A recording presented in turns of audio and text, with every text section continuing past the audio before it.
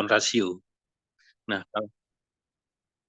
kalau Spearman itu datanya data ranking, dan ini jarang dipakai. Namun terus kemudian kedua-duanya juga punya persyaratan ya. Yang Spearman itu tidak perlu data yang bersifat distribusi normal, sedangkan yang persen itu harus berdistribusi normal. Nah, teman-teman sekalian yang sering dipakai atau chip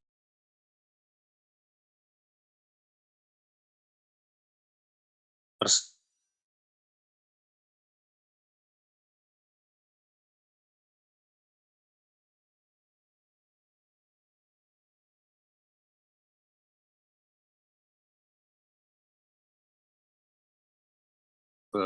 hubungan perokok sama penyakit jantung itu bisa saja nanti hasilnya adalah berhubungan tapi negatif, bisa memilih, bisa menguji variabel-variabel yang kemungkinannya ingin mengetahui dampak negatif dari sebuah variabel. Itu saja prolognya, silakan dilanjutkan, dipandu oleh moderator. Nanti selesai paparan saya akan memberikan masukan. Mungkin nggak perlu diskusi tanya jawab ya, karena saya yakin teman-teman juga sudah mempelajari. Jadi langsung saja nanti saya kasih masukan. Ya, silakan adik-adik, saya off video ya. Terima kasih ya. Silakan lanjut ya.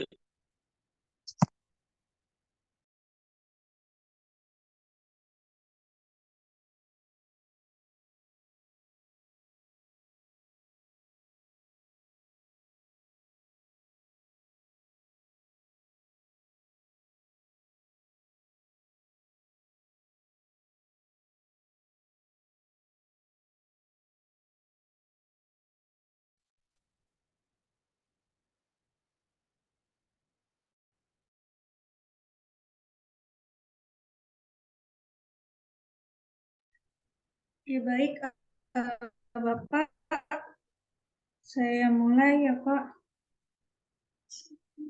Ya, silakan mulai Ya, saja. Ya, baik Bapak. Assalamualaikum warahmatullahi wabarakatuh. Salam sejahtera untuk kita semua. Selamat siang dan yang terhormat kepada Bapak Agus selaku dosen mata kuliah Biostatistik serta teman-teman yang hadir pada siang hari ini. Perkenalkan, nama jalannya presentasi pada kesempatan kali ini. Adapun pemateri yang akan melakukan presentasi adalah kelompok 5 dengan judul uji korelasi.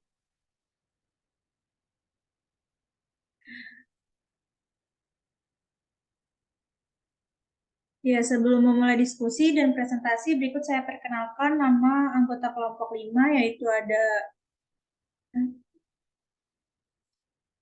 boleh di-share screen lagi, Mei?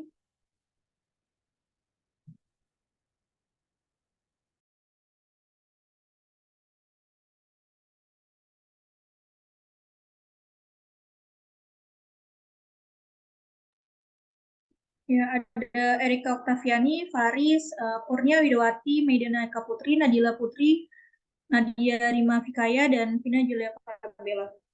Diharapkan kepada teman-teman sekalian untuk menyimak jalannya presentasi dengan sesama dan kepada pemateri kelompok. Baik, terima kasih moderator, izin masuk. Next.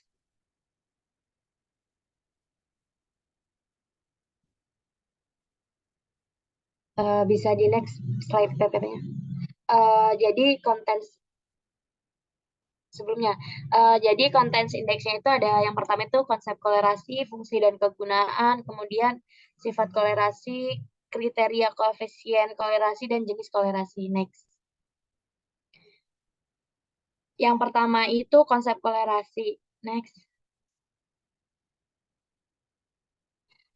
Kolerasi itu pertama kali ditemukan oleh Carl Pearson pada awal 1900. Korelasi itu merupakan salah satu teknik analisis statistik yang paling banyak digunakan oleh para peneliti, karena peneliti umumnya tertarik terhadap peristiwa-peristiwa yang terjadi dan mencoba untuk menghubungkannya. Korelasi adalah teknik menganalisis secara statistik untuk mencari hubungan dari dua variabel. Dua variabel dapat terjadi karena adanya hubungan sebab akibat atau hanya kebetulan. Next. Konsep korelasi menurut para ahli. Yang pertama itu Jonathan Saurono 2011. Korelasi itu merupakan sebuah teknik analisis yang di dalamnya termasuk pada teknik sebuah pengukuran asosiasi atau hubungan atau measure of association. Yang kedua itu Sukardi pada tahun 2009. Penelitian korelasi adalah sebuah penelitian yang harus melibatkan tindakan pengumpulan data yang bertujuan untuk menentukan ada atau tidaknya hubungan dan tingkat hubungan yang ada di antara dua variabel atau lebih variabel. Yang selanjutnya itu Lin, Marshall, and Watson 2008. Analisis korelasi adalah sekumpulan beberapa teknik untuk mengukur hubungan antara dua variabel. Gagasan dasar dari analisis korelasi untuk melaporkan sebuah hubungan antara dua variabel, yaitu variabel X dan variabel Y. Next. Ya, selanjutnya ada fungsi dan kegunaan. Bisa di next. Ya, fungsi dan kegunaan. Kegunaan analisis korelasi bermanfaat untuk mengukur kekuatan hubungan antara dua variabel, kadang lebih dari dua variabel, dengan skala-skala tertentu. Misalnya, Pearson data harus berskala interval atau rasio. Spearman dan Kendall menggunakan skala ordinal. Kuat lemahnya hubungan diukur dengan menggunakan jarak atau range dari 0 sampai dengan 1. Korelasi mempunyai kemungkinan pengujian hipotesis dua arah atau two-tailed. Korelasi searah jika nilai koefisien korelasi ditemukan positif. Sebaliknya, jika nilai koefisien korelasi negatif, korelasi disebut tidak searah. Next. Ya, baik. Selanjutnya dilanjut pengukuran dan kriteria. Next. Pengukuran asosiasi berguna untuk mengukur kekuatan strength dan arah hubungan antara dua variabel atau lebih. Pengukuran ini hubungan antara dua variabel untuk masing-masing kasus akan menghasilkan keputusan di antaranya. Yang pertama ada hubungan kedua variabel tidak ada, yang kedua hubungan kedua variabel lemah, yang ketiga hubungan kedua variabel cukup kuat, yang keempat hubungan kedua variabel kuat, yang kelima hubungan kedua variabel sangat kuat, yang keenam hubungan kedua variabel adalah positif, yang terakhir, hubungan kedua variabel adalah negatif. Selanjutnya ada pedoman untuk memberikan interpretasi koefisien korelasi. Jika ada interval koefisien dan kekuatan hubungan. Jika interval koefisiennya 0,00 sampai 0,199, kekuatan hubungannya sangat rendah. Jika intervalnya 0,20 sampai 0,399, kekuatan hubungannya rendah. Jika interval 0,40 sampai 0,599, kekuatan hubungan sedang. Jika interval 0,60 sampai 0,799, kekuatan hubungannya tinggi.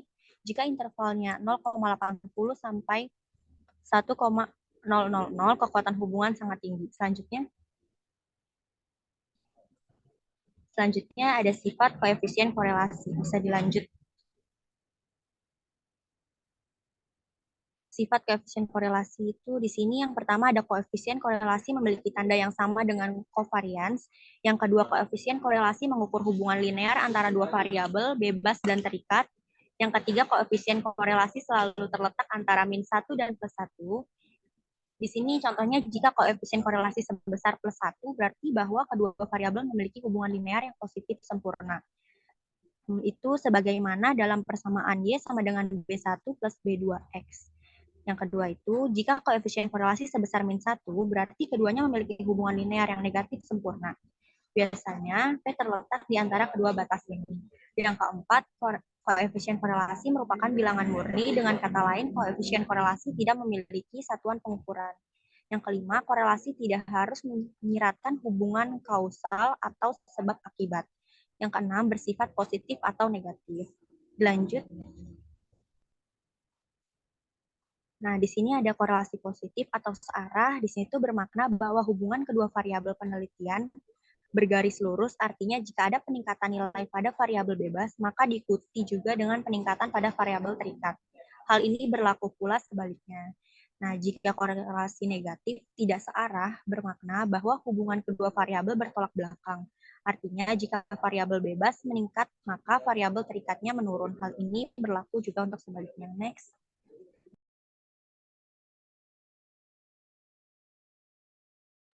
Ya, selanjutnya ada jenis-jenis dari korelasi. Bisa di next.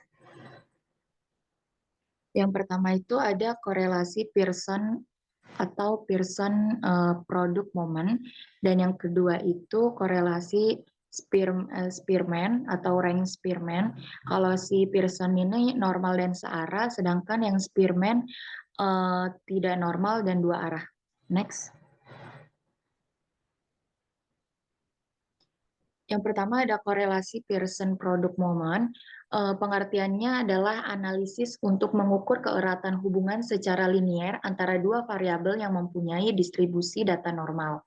Sedangkan kegunaan korelasi Pearson product moment ini yang pertama untuk mengetahui ada tidaknya hubungan yang signifikan antara variabel bebas atau independen terhadap variabel terikat dependen. Yang kedua, untuk mengetahui besarnya sumbangan atau kontribusi variabel bebas terhadap variabel terikat yang dinyatakan dalam bentuk persen. Next. Selanjutnya ada asumsi atau persyaratan menggunakan korelasi PPM. Yang pertama, variabel yang dihubungkan mempunyai data yang berdistribusi normal. Yang kedua, variabel yang dihubungkan mempunyai data linier. Yang ketiga, variabel yang dihubungkan mempunyai data yang dipilih secara acak. Yang keempat, variabel yang dihubungkan mempunyai pasangan sama dari subjek yang sama pula atau biasa disebut homogen. Dan yang terakhir, variabel yang dihubungkan mempunyai data interval atau rasio. Next. Di sini ada langkah-langkah menghitung korelasi product moment. Yang pertama, membuat hipotesis HA ada hubungan yang signifikan antara variabel X dengan variabel Y, sedangkan H0 tidak ada hubungan yang signifikan antara variabel X dengan variabel Y. Kedua, membuat tabel penolong untuk menghitung data X dan Y. Yang ketiga, memasukkan nilai-nilai jumlah X, jumlah X2, jumlah X kuadrat, lalu jumlah Y kuadrat, dan jumlah X dikali Y ke dalam rumus korelasi PPM. Di sini ada rumus dari korelasi produk momennya, yaitu rumusnya R X antara Y. R ini menggambarkan notasi dari hubungan antara X dan Y atau korelasi PPM. Sama dengan N jumlah X dikali Y dikurang jumlah X dikali jumlah Y dibagi akar kuadrat dari N jumlah N dikali jumlah X kuadrat dikurang jumlah X dikuadratkan, yang dikuadratkan, dikali akar kuadrat N dikali jumlah Y kuadrat dikurang jumlah Y yang dikuadratkan. Keterangannya di sini bisa dilihat sendiri ya teman-teman. RXY itu koefisien korelasi, X itu variabel X, Y itu variabel Y, N itu jumlah observasi. Next. Yang keempat, membuat interpretasi nilai korelasi. Di samping sudah terlihat tabelnya, interval koefisien 0,00 sampai 0,199 itu kekuatan hubungannya sangat rendah atau tidak ada korelasi antara dua variabel. 0,20 sampai 0,399 kekuatan hubungannya itu rendah atau korelasi sangat lemah. 0,40 sampai 0,599 kekuatan hubungannya itu sedang atau korelasi cukup. Interval koefisien 0,60 sampai 0,799 kekuatan hubungannya itu tinggi atau korelasinya kuat. Yang terakhir interval koefisien 0,80 sampai 1,000 kekuatan hubungannya itu sangat tinggi atau korelasi sangat kuat. Yang langkah kelima itu mencari nilai R pada tabel korelasi dengan terlebih dahulu menentukan derajat kebebasan atau DB dengan rumus N dikurang 2 dikali N. Dengan rumus N dikali 2. N di sini adalah banyaknya data, dan 2 ini adalah jumlah variabel. Jadi rumusnya N dikurang 2 ya teman-teman. Yang keenam, membuat kesimpulan dengan ketentuan jika R hitung besar sama dengan R tabel, maka H1 diterima, dan jika R hitung kurang dari R tabel, maka H1 ditolak. Yang ketujuh, pengujian yang signifikan PPM. Yang pertama, membandingkan R tabel dengan R hitung. Jika R hitung lebih besar dari R tabel, maka kita ambil kesimpulan tolak H0 dan menerima H1. Yang kedua, membandingkan T tabel dengan T hitung. Jika T hitung lebih besar dari T tabel, maka kita ambil kesimpulan menolak H0 dan menerima H1. Lalu yang ketiga, transformasi nilai R menjadi nilai T. Nilai T itu hitung atau statistik uji. Nah, lalu bagaimana nih kita cara untuk mencari T hitungnya? T hitungnya ini kita hitung dari modifikasi rumus nilai R yang kita peroleh. Nah, di sini udah ada rumus dari T-nya itu sama dengan R akar kuadrat N dikurang 2 dibagi akar kuadrat 1 dikurang N kuadrat. Next.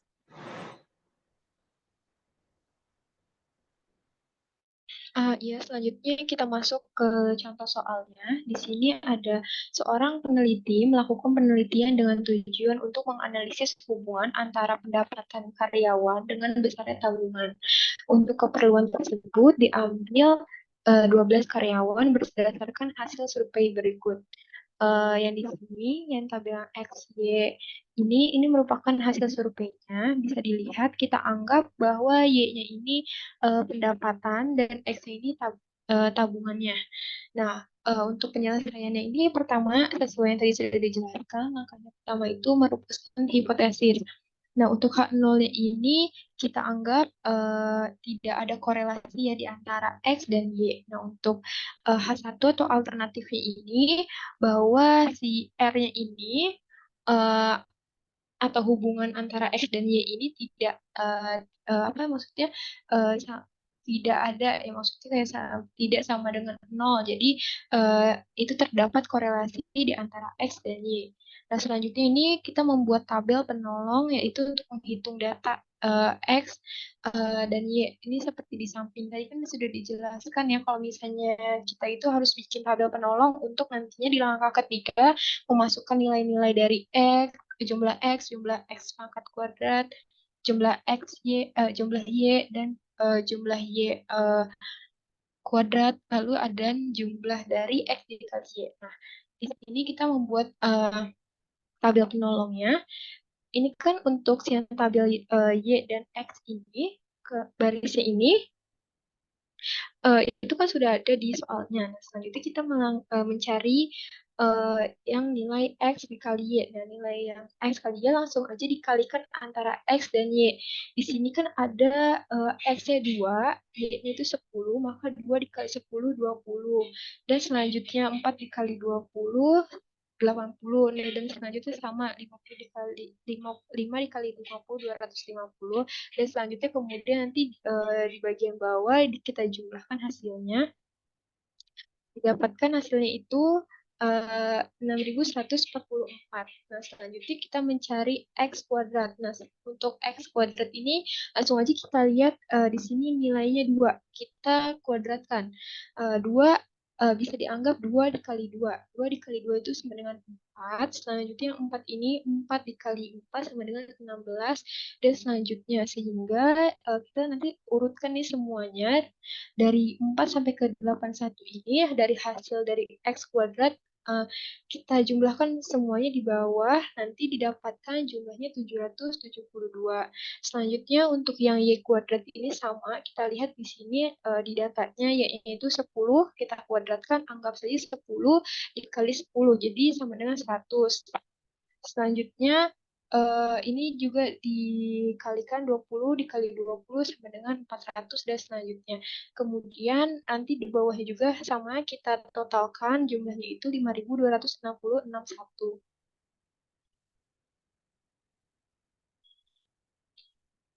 Nah, selanjutnya dari hasil yang di data tadi, kita masukkan ya nilai-nilai X kuadrat, Y kuadrat, dan jumlah dari X dikali Y ke dalam rumus korelasi PPM-nya.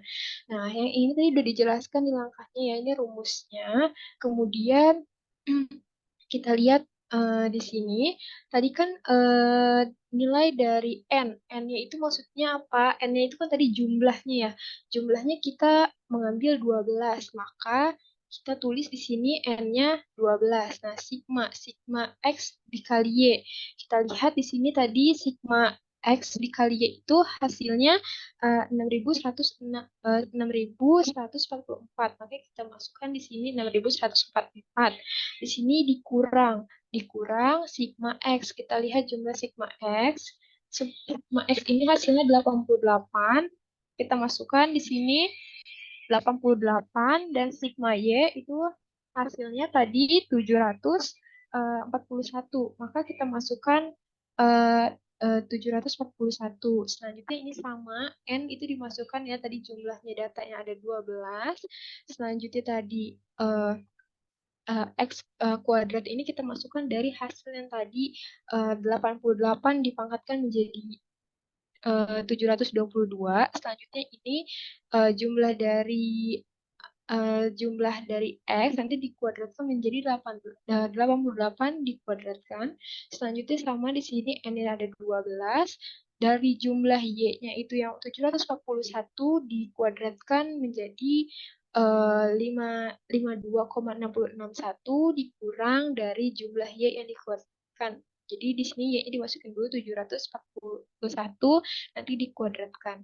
Nah, dari hasilnya 12 dikali 6.144 didapatkan hasilnya 73,728 dikurang dari ini hasil dari jumlah X dikali Y, maka didapatkan 6.528. Nah, ini hasilnya dari yang diperkalikan dari akar kuadratnya ini didapatkan hasilnya 920. Lalu yang untuk ini itu didapatkan hasilnya akar kuadrat 82,851. Nah, ini juga tadi hasilnya dikurangin didapatkan hasilnya 8.520.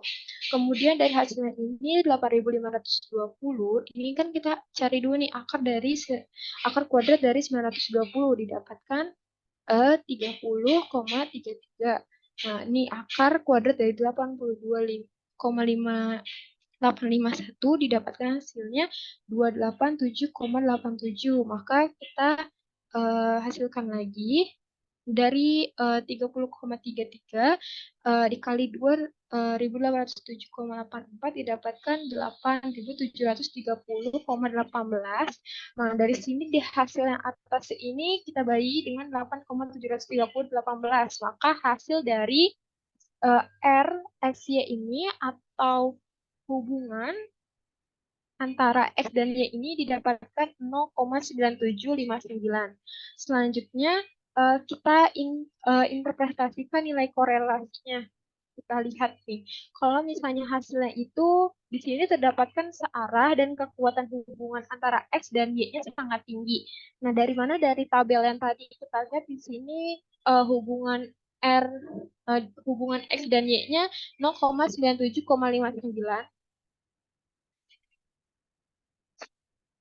Nah, kita lihat di sini dia masuknya ke yang di sini ya yang sangat tinggi atau korelasinya sangat kuat. Nah, dia di hasilnya 0,9759. Maka kita ambilnya korelasinya sangat kuat. dan searah. Karena dia di sininya kenapa searah yang tadi sudah dijelaskan, kalau misalnya ada peningkatan di variabel X dan antara variabel Y-nya, maka bisa dianggap searah. Dan selanjutnya yang kelima ini kita uji statistik atau mengubah yang tadi nilai dari R-nya itu mengubah jadi uji T. Nah, ini tadi rumusnya ya yang uji T, maka kita masukkan nilai R antara hubungan. Nah, R ini kita masukkan di sini, N-nya itu tadi jumlah datanya itu 12 dikurang 2. Lalu kemudian di sini akar kuadrat 1 kan di sini sudah di rumusnya dikurang R. R-nya ini kita ambil dari sini juga yang tadi kita kuadratkan, maka hasilnya karena ini 12 dikurang 2 jadi akar 10.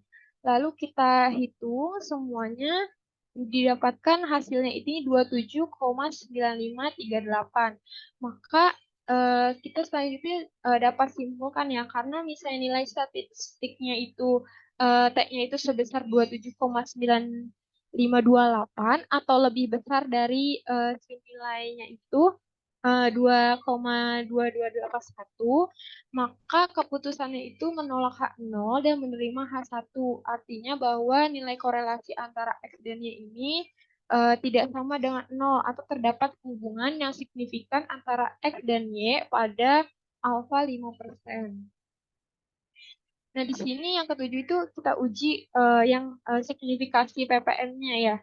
Kita lihat nih, kan kalau misalnya mengambil keputusan ada daerah yang diterima dan ada daerah yang kita tolak. Nah, kalau misalnya di daerah yang tadi kan kita menolak H0, jadi di sini kita masukkan di daerah yang ditolaknya dan ini untuk yang diterima atau di sini itu anggapnya S1. Nah, kita lihat dulu nih dari tadi yang nilai T-nya atau kritisnya. Di sini kan kita ambil dari perhitungan degree of freedom itu dari jumlah datanya dikalikannya ini dari hasil yang dua keputusannya, jadi 12 dikurang 2 sama dengan 10 dengan alfanya itu tadi 0,05, maka didapatkannya itu hasilnya titik kritisnya itu 2,2281. Nah, kita taruh titik kritisnya di antara perbatasan yang tadi kita ambil keputusan yang menolak H0 dan di sini H1. Jika misalnya ke arah kiri itu kan bisa diambil yang minus. Lalu kalau misalnya ke kanan itu diambil yang positif. Nah, jadi kalau misalnya nilai statistik T-nya ini kurang dari min 2,2281 atau misalnya T-nya lebih besar dari 2,2281, maka keputusannya adalah H0 ditolak. Namun jika nilai statistik T-nya adalah min 2,2281 kurang dari sama dengan T kurang dari sama dengan 2,2281, maka keputusannya adalah terima H0. Namun tadi dari nilai ininya kan sudah didapat ya. Kalau misalnya yang tadi kita kesimpulkan bahwa di sini kita menolak H0 dan menerima H1-nya.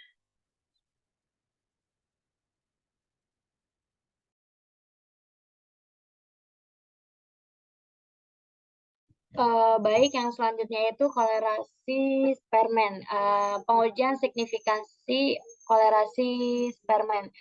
Kolerasi range Spearman data yang akan dikolerasikan biasa berasal dari sumber data yang tidak sama. Jenis data yang akan dikorelasikan berasal dari data ordinal dan data variabel tidak harus berdistribusi normal. Kemudian korelasi range Spearman itu digunakan untuk mencari tingkat hubungan atau menguji signifikansi hipotesis asosiatif bila masing-masing variabel yang dihubungkan datanya itu berbentuk ordinal dan sumber data antar variabel tidak harus sama. Kemudian bisa ke bawah.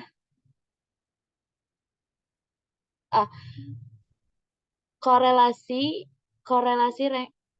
sebelumnya. Korelasi range Spearman disimbolkan dengan RS. Data yang digunakan pada korelasi ini adalah data berskala ordinal. Maka dari itu sebelum dilakukan pengolahan data kuantitatif yang akan dianalisis perlu disusun dalam bentuk ranking terlebih dahulu. Nilai korelasi Rensperman juga sama, yaitu berada di antara -1 kurang dari RHO kurang dari 1. Bila nilai RHO sama dengan 0, berarti tidak ada korelasi atau tidak ada hubungannya antara variabel independen dan dependen. Jika nilai RHO sama dengan +1, berarti terdapat hubungan yang positif antara variabel independen dan dependen. Kemudian, apabila nilai RHO sama dengan -1, itu berarti terdapat hubungan yang negatif antara variabel independen dan dependen. Kemudian, dengan kata lain, tanda positif dan negatif menunjukkan arah hubungan di antara variabel yang sedang dioperasikan. Next. Tabel ini itu tabel pedoman interpretasi dari korelasi Rensperman. Yang pertama itu parameternya itu P-hitung dan P-tabel. P-tabel dapat dilihat pada tabel J atau tabel uji Rensperman yang memuat P-tabel pada berbagai N dan tingkat kemaknaan. Kemudian P-hitung lebih dari P-tabel itu HO-nya ditolak. Kemudian P-hitung kurang dari P-tabel itu HO-nya gagal ditolak. Kemudian kekuatan kolerasi P-hitung 0,00 sampai 0,199 itu sangat lemah, 0,200 hingga 0,399 itu lemah, kemudian 0,400 hingga 0,599 itu sedang, kemudian 0,600 hingga 0,799 itu kuat, kemudian 0,800 hingga 100 itu sangat kuat.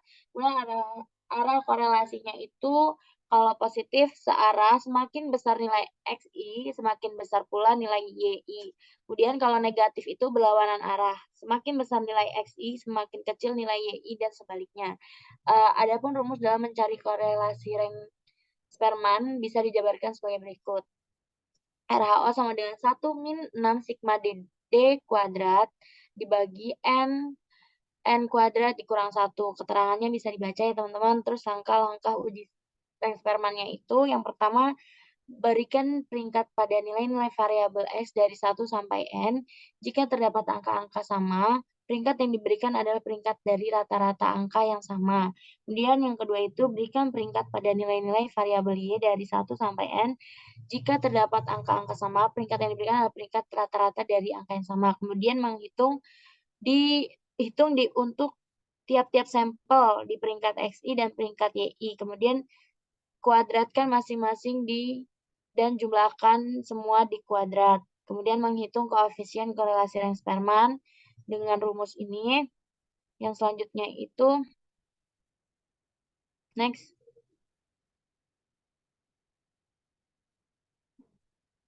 Bila terdapat angka-angka yang sama, nilai-nilai pengamatan dengan angka sama diberi ranking rata-rata. Next.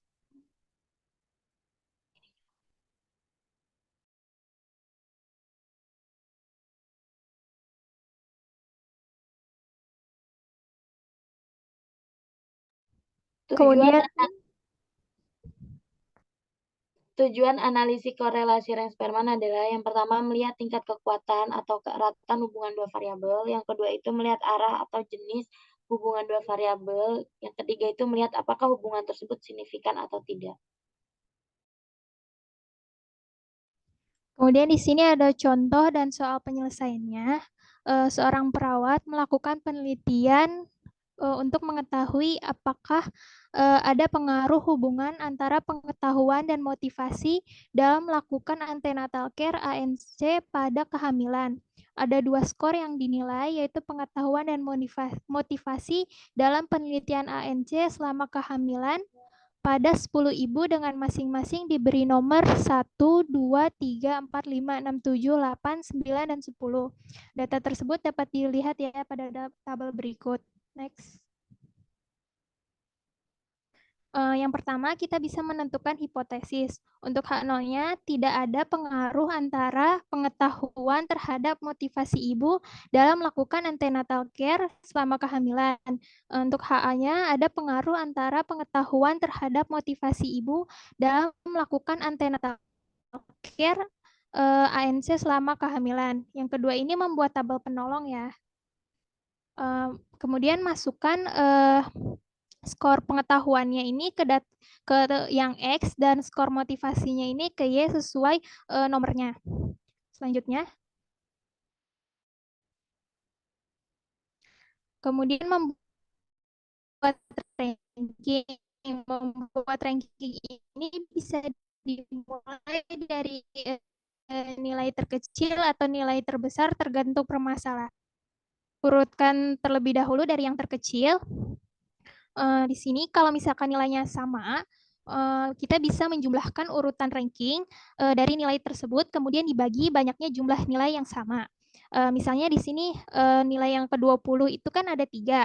Untuk rentang ranking 2 sampai 4. Jadinya penghitungannya 2 ditambah 3 ditambah 4 lalu dibagi dengan jumlah nilai yang samanya 3. Jadi 9 dibagi 3 sama dengan 3.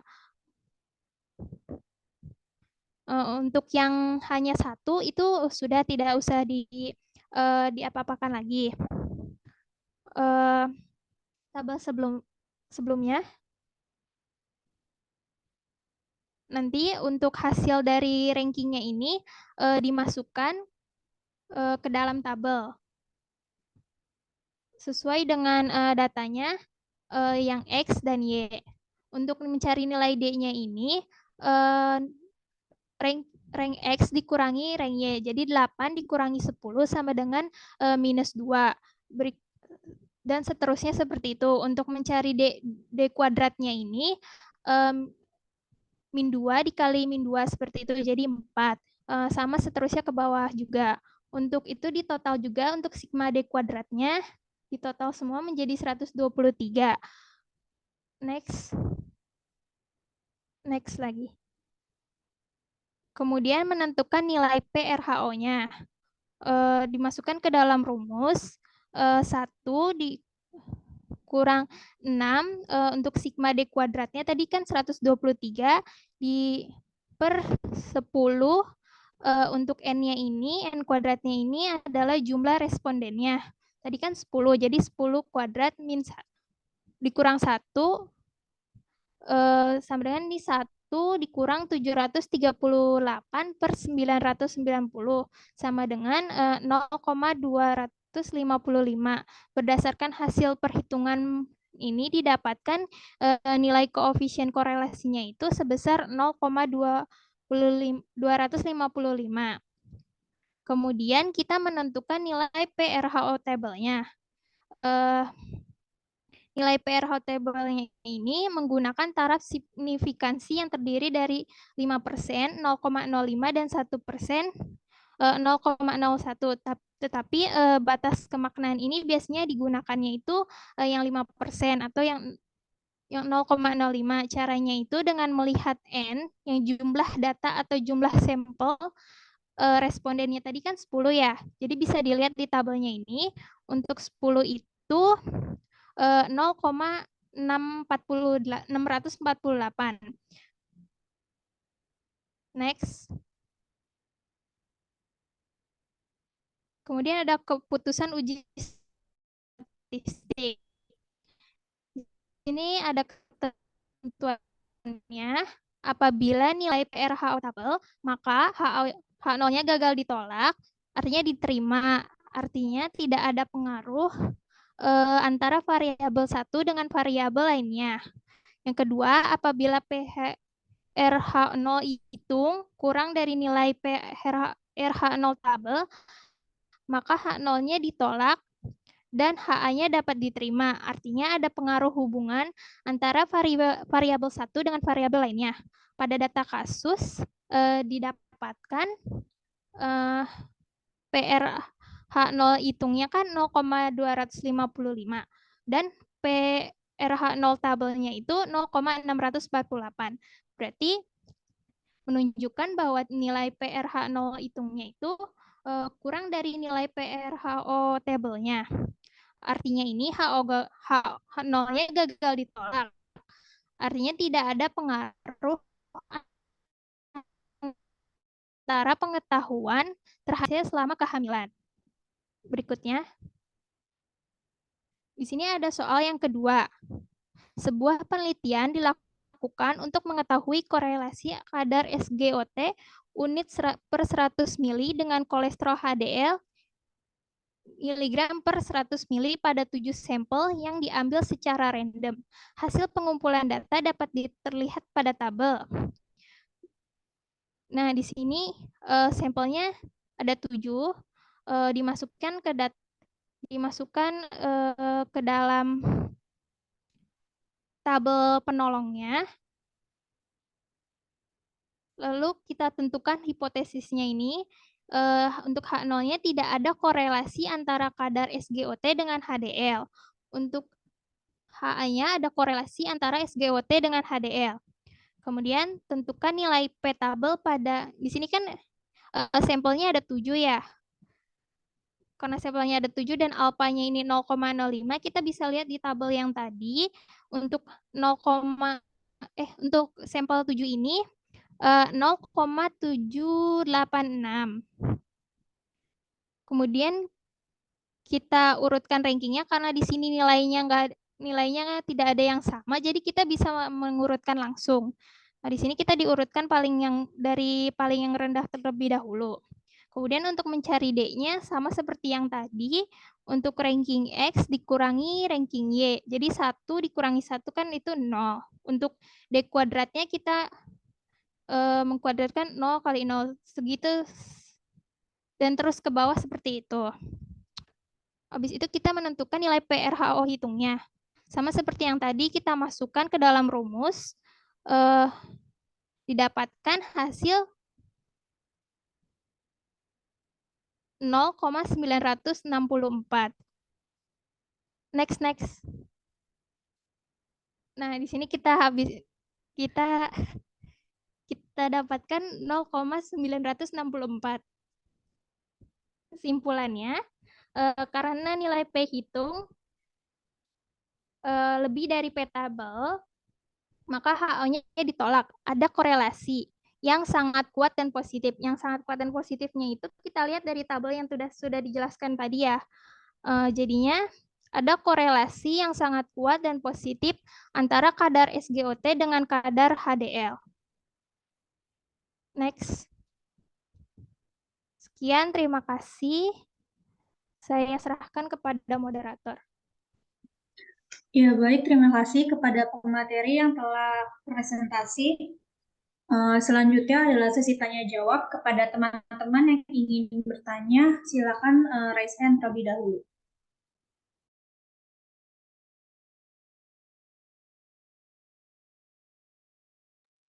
Ya, kepada teman-teman yang ingin bertanya dipersilakan.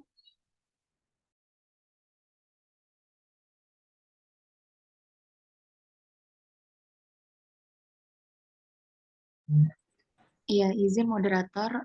Tadi Pak Agus bilang tidak usah ada sesi tanya-jawab. Ya, baik. Kalau begitu saya tutup presentasi kali ini. Demikian presentasi yang telah disampaikan oleh kelompok 5. Mohon maaf apabila ada salah kata dan terima kasih atas waktu dan perhatian teman-teman semua. Selanjutnya waktu dan tempat sepenuhnya saya berikan kepada Pak Agus.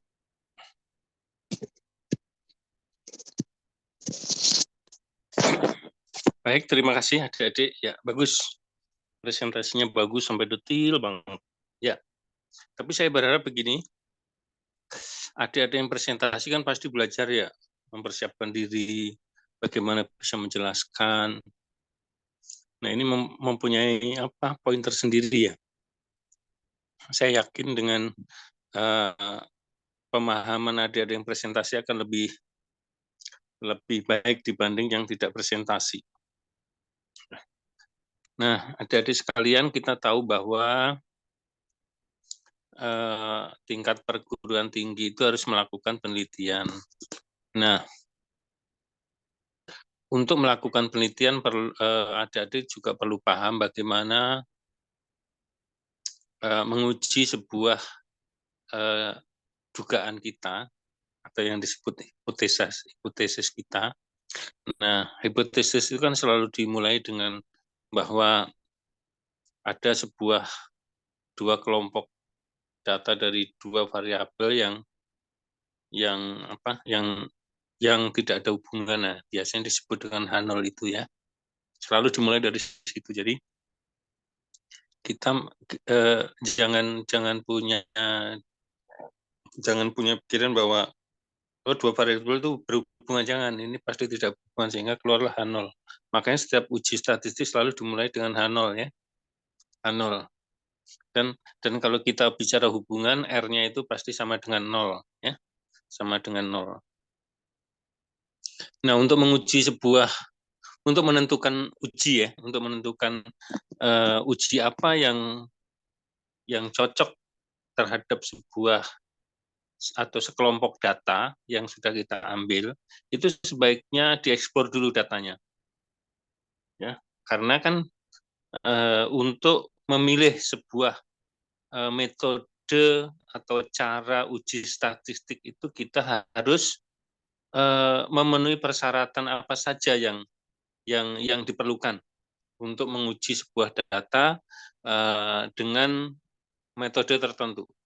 Ini misalkan, saya pengen uji dengan uji person, saya ingin menguji dengan kayak kuadrat, kayak square, atau saya ingin menguji dengan Spearman. Nah, makanya data kita harus kita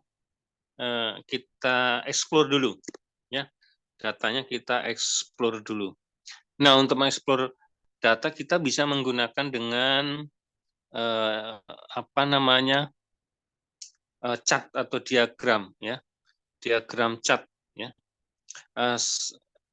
Bisa juga dengan scatter plot, ya. Nah, ini saya dikasih kesempatan untuk menjelaskan dulu ya. Dulu.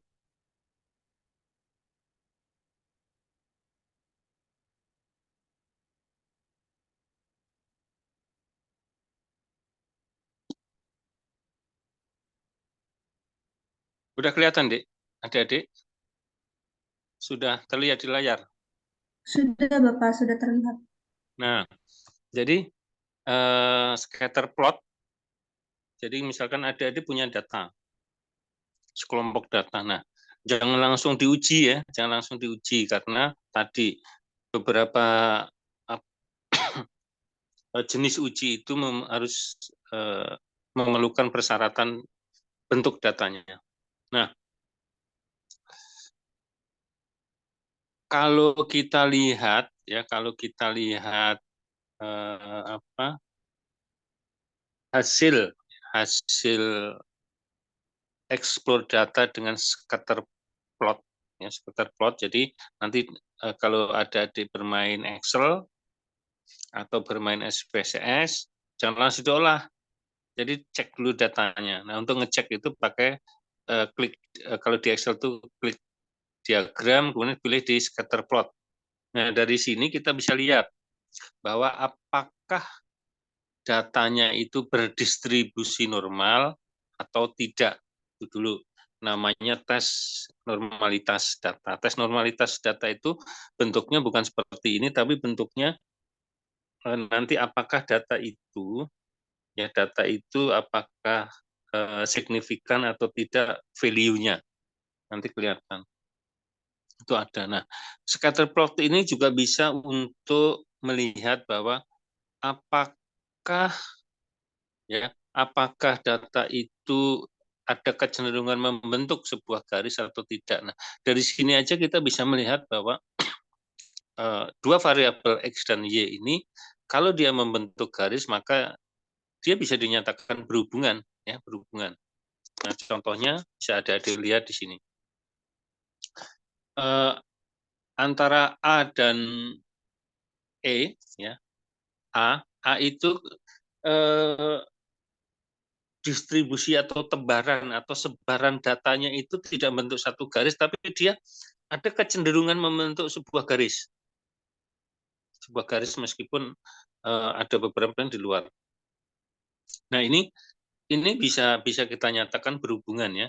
Karena dia arahnya adalah positif, maka dia kita katakan berhubungan positif ya. Hanya berhubungan ya. tidak kuat tapi berhubungan. Karena apa? Tebaran datanya masih belum menyatu. Nah, kemudian yang B-nya sudah mulai mendekati membentuk garis. Ya, sudah menggerombol, tebaran membentuk garis. Ini cukup kuat hubungannya, kuat ya. Kuat karena apa? Sudah mulai berpola. Ya. Nah, kemudian yang C itu sudah membentuk garis lurus ya. Garis lurus. Nah, itu bisa dinyatakan bahwa hubungannya sangat kuat. Kalau yang B kuat, yang C sangat kuat karena dia sudah membentuk satu garis. Ini lebih mudah untuk menyatakan bahwa dengan mengeksplor data dengan diagram scatterplot sudah kita bisa menyimpulkan. Ya. Sebelum kita uji kekuatan R-nya. Jadi R-nya tadi pakai rentang boleh saja, tapi itu sebenarnya R-nya itu menyatakan rendah dan tinggi. Tapi kalau kita bicara hubungan itu ya berhubungan, hubungan lemah, hubungan sedang, kuat, dan sangat kuat. Nah, gitu ya.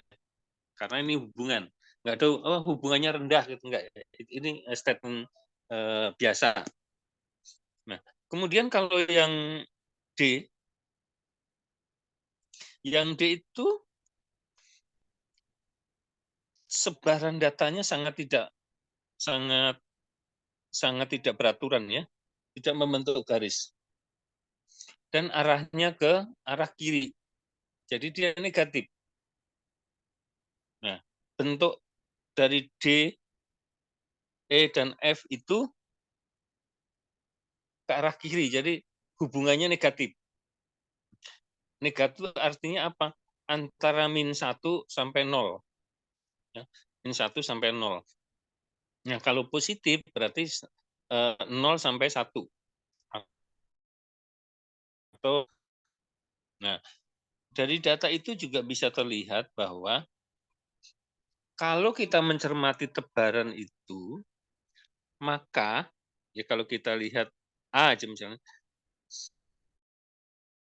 semakin besar, maka dia juga semakin tinggi Y-nya.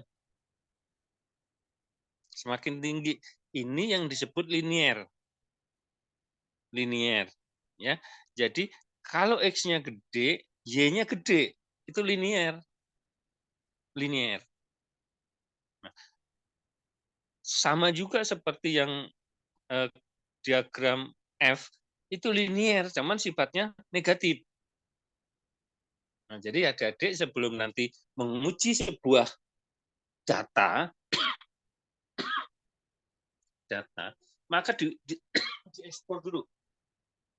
Diekspor dulu. Pertama kali yang dieksplor apa? Satu, apakah data itu berdistribusi normal atau tidak? Nah, namanya disebut normalitas uji normalitas data. Nah, itu ada di dalam beberapa aplikasi Excel maupun SPSS. Nanti kenapa harus diuji normalitas dulu?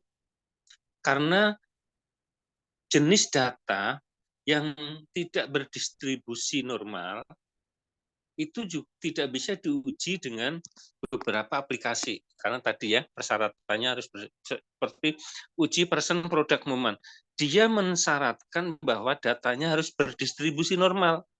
Nah, makanya sebelum diuji, maka dieksplor dulu datanya. Apakah data itu berdistribusi normal atau tidak? Nah, kalau tidak normal, dipaksakan dengan uji, hasilnya akan negatif. Ya. Hasilnya akan negatif. Nah, jadi sekali lagi uji itu harus diuji dulu apakah data berdistribusi normal atau tidak. Ya. Tuh. Nah,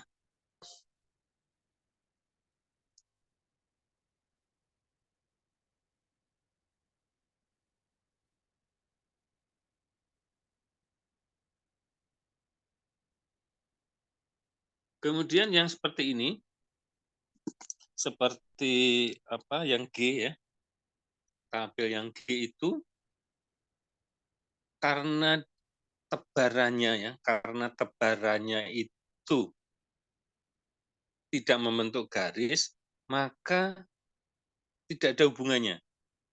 Nah, kalau lihat tebarannya itu, maka kalau X-nya besar, belum tentu Y-nya tinggi, Y-nya besar. Ya, jadi tidak beraturan. Nah, ini artinya apa? Itu tidak linear. Itu bukan tidak linear. Artinya apa? Tidak berhubungan. Karena apa? Tebaran datanya sembarang. Beda dengan yang atasnya itu yang D, meskipun dia melebar tapi tetap ada hubungan karena sudah membentuk pola seperti garis. Nah, yang terakhir yang tabel H ini dia berhubungan tapi tidak linear. Nah, jadi kalau tidak linear ini ujinya juga tidak bisa uji persen kan gitu kan? Bisa juga dengan uji non parametrik seperti uji tadi Spearman. Ya, Spearman. Itu datanya non linear. Nah, artinya apa non linear itu? Artinya kalau X-nya besar, belum tentu Y-nya juga besar. Seperti ini polanya, seperti yang H ini. Nah, sehingga ujinya perlu uji yang disebut uji non parametrik, tidak perlu karena tidak dipersyaratkan data yang berdistribusi normal. Ya, nih. Ini jadi sebelum kita menentukan saya menggunakan uji T, uji persen, uji D, enggak. Jadi langkah yang pertama datanya harus dieksplor. Data normalitas dulu, kemudian coba ditempatkan sebarang datanya seperti apa, kan gitu kan. Baru kita menentukan jenis uji. Jenis ujinya. Karena apa? Kadang-kala gini, kadang-kala adik-adik sudah mengumpulkan data, tapi kok ujinya negatif gitu loh. Oh, tidak ada hubungan terus, ya, H0-nya diterima, tidak ada hubungan. Nah, ini harus disiasatin begini, karena data yang bersifat kategori itu gini, misalkan adik-adik ngumpulin tinggi badan misalkan 150, 160, ya, 167, kemudian seterusnya, kemudian dari hasil data itu adik-adik kategorikan, dikatakan 150 sampai 160 rendah, 61 sampai 170 sedang, 171 sampai 180 tinggi, dan di atasnya tinggi banget gitu. Nah, itu namanya jenis kategori. Nah, kalau data seperti data kategori itu nggak perlu diuji dengan distribusi data normal atau tidak, nggak usah ya, karena itu data kategori. Sehingga langsung aja bisa diuji dengan uji kayak kuadrat atau uji lain yang memang datanya dipersyaratkan data kategori. Ya, itu strategi. Jadi tidak langsung bisa. Nah, data-data yang sifatnya kategorik itu kurang sensitif. Nah, jadi data yang numerik itu sensitif. Makanya untuk itu nanti kalau ada melakukan penelitian, kumpulin datanya dalam bentuk numerik dulu. Nah, jangan langsung di kategori numerik. Ketika ada numerik, nah itu bisa diolah dengan berbagai cara. Bisa dikategorikan, bisa juga dengan diskalakan atau diordinalkan atau di ranking. Bisa, semuanya bisa. Tapi datanya harus data numerik ya. Ini strategi. Itu strategi ya adik-adik sekalian. Nah, jadi tolong di itu di apa namanya, sebentar saya cek ada nggak saya ya. Sebentar.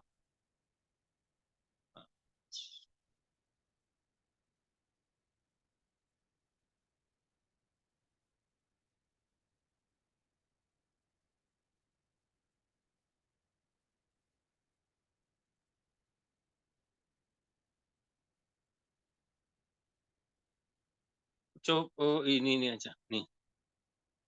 Nah ini. Jadi gini.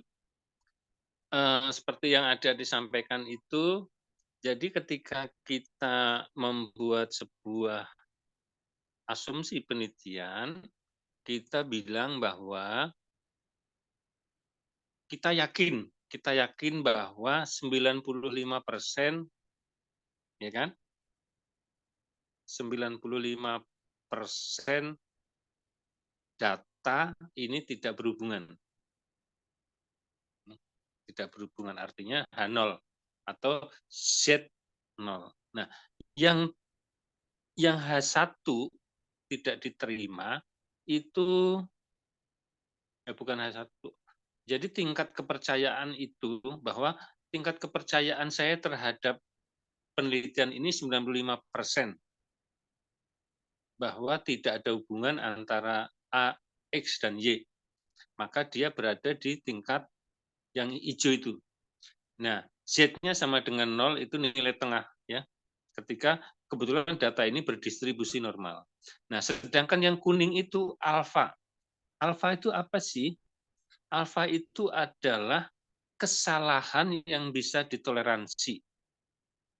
Kalau saya percaya 95%, maka yang salah itu hanya 5% alfanya.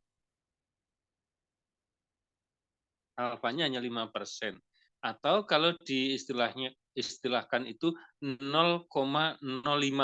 Alfanya 0,05. Artinya apa? Artinya bahwa tingkat kesalahan yang bisa diterima itu 0,05 atau 5%. Nah, untuk penelitian sosial itu bisa menggunakan 95% tingkat confidence intervalnya atau tingkat kepercayaan. Tapi kalau nanti adik-adik misalkan meneliti obat dan sebagainya itu jangan 5% karena apa? Risikonya besar. Bisa menyebabkan kematian sehingga apa? Tingkat kepercayaannya itu harus 99%. Sehingga alfanya itu cuma kecil atau tingkat kesalahan yang bisa diterima itu hanya 0,01 karena risikonya besar. Ya itu aja adik-adik ulasan saya secara keseluruhan bagus. Hanya saya sampaikan minggu depan UAS. Jadi besok soal eksperimen penghitungannya itu keluar satu saja, menghitung R. Jadi korelasi itu dihubungkan dengan R. Nanti adik-adik cukup saya berikan soal satu terkait dengan eksperimen menghitung. Ya. Soal-soalnya, soal angka-angkanya saya akan ambil dari contoh-contoh bisa kelompok dari 2A atau 2B, tapi dirubah sedikit angkanya ya. Tapi modelnya sama seperti itu. Jadi nanti adik-adik tinggal menghafal rumusnya, ya. Terus kemudian nanti saya akan lampirkan soal itu tabel eksperimen supaya nanti bisa memutuskan. Itu saja kira-kira yang bisa saya sampaikan kepada adik-adik. Terima kasih, luar biasa hasil kerja kerasnya adik-adik. Saya rasa demikian ya. Saya tutup dengan Assalamualaikum warahmatullahi wabarakatuh. Ya, baik Bapak, terima kasih. Saya mau izin dokumentasi ya Bapak. Ya, saya off kamera nggak apa-apa gitu aja. Oke. Ya, tidak perlu raise hand ya teman-teman. Slide 1. Slide 2. Baik, sudah Bapak. Kalau gitu saya di-share bahannya ke saya ya. Nanti saya akan lihat. Soal-soalnya akan saya ambil dari hasil kelompok-kelompok ya untuk UAS besok. Ya, itu saja. Baik, Terima Bapak. kasih. Saya undur diri. Selamat